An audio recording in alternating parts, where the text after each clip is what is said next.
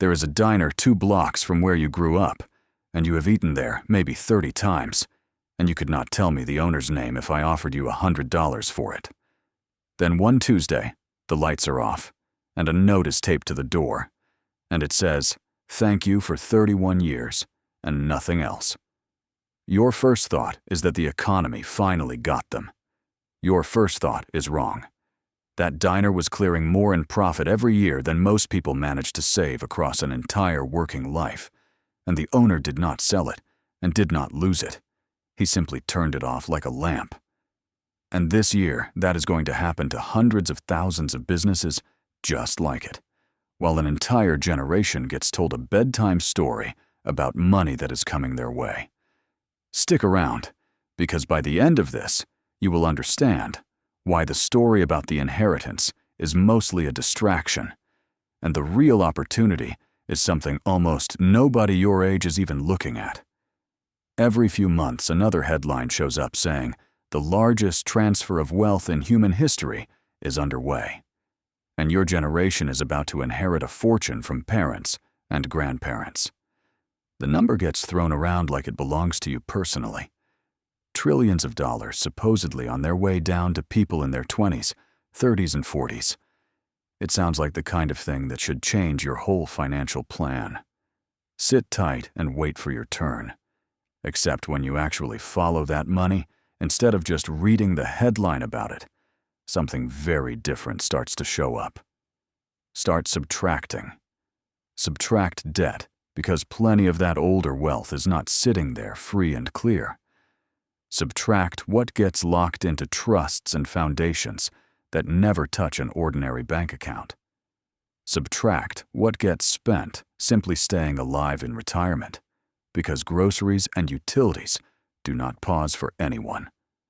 Subtract long-term care, because a single year in a nursing facility can run past $100,000, and Medicare will not cover it.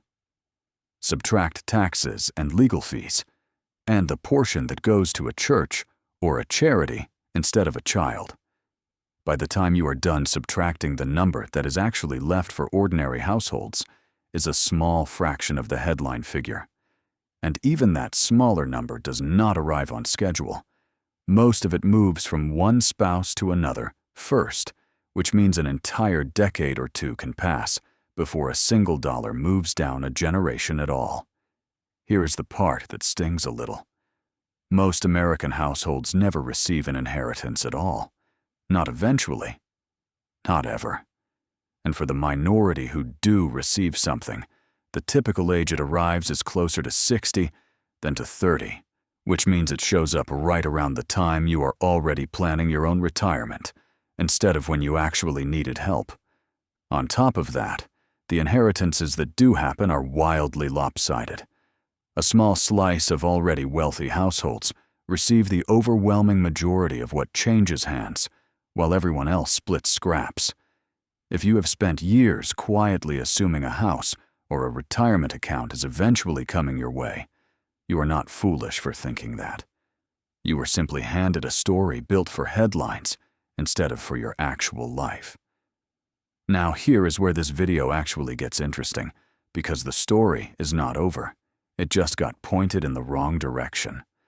When the largest working generation in modern history steps back from the economy, they do not just leave money behind them, they leave empty seats.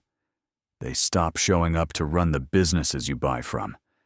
They stop filling the skilled trade jobs that keep buildings running and pipes working and lights on.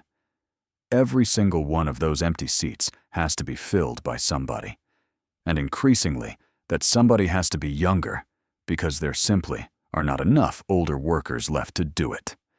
That is not charity. That is basic math, and basic math does not care who your parents were. Look at the skilled trades right now. Electricians, plumbers, HVAC, technicians, welders. Pay in these fields has been climbing sharply, and it is not because anyone negotiated harder. It is because there are simply not enough people to do the work. Millions of workers are exiting the labor force through retirement every single year, and for the first time in generations, the number of people leaving the workforce is on pace to outrun the number of people entering it. When fewer people are competing for the same jobs, the price of labor goes up, whether anyone plans it that way or not. If you are young and willing to learn a hands-on trade right now, you are stepping into a market that is bidding for you instead of the other way around. But the wage story is only half of it, and honestly, the smaller half. The bigger story is ownership. Millions of small and mid-sized businesses across this country are approaching a moment where their owner simply has to step away. Most of these owners never built a succession plan. No child wants the business. No buyer has ever been lined up. And the overwhelming majority of these businesses do not get sold and do not get passed down. They simply get closed permanently. The equipment gets auctioned off in pieces, and the customer list evaporates within weeks. Profitable functioning businesses with loyal customers disappearing not because they failed, but because nobody showed up to take the keys. A typical small business that does successfully change hands sells for a price that is often smaller than a down payment on a house in a major city. Financing programs built specifically for this kind of purchase can cover the large majority of the price, which means the amount of personal cash required to step in can be far smaller than most people assume. The cash flow that business generates every year can be enough to cover the loan payment and still leave a livable income behind. Building that same income from a retirement account alone could take decades of saving that most households will never fully complete. That gap between waiting and buying is the entire opportunity in one sentence. None of this is a guarantee, and I would be doing you a disservice if I let you walk away thinking it is easy money. Buying a business almost always means personally guaranteeing a loan, which means your own assets are on the line if things go wrong. A lot of these businesses work because of the specific person running them, and taking that person out of the equation can hurt the value fast. This takes real research, real mentorship, and real caution before you sign anything.